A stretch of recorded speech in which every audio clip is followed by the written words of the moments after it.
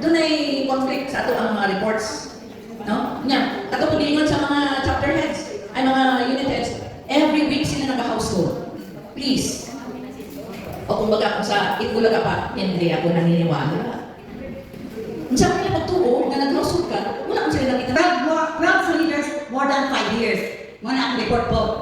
Sa evangelization, CAP, nakuha 2 chapters. Nakakuha niyo 10, 5 sa isang nakwa, 5 sa piano.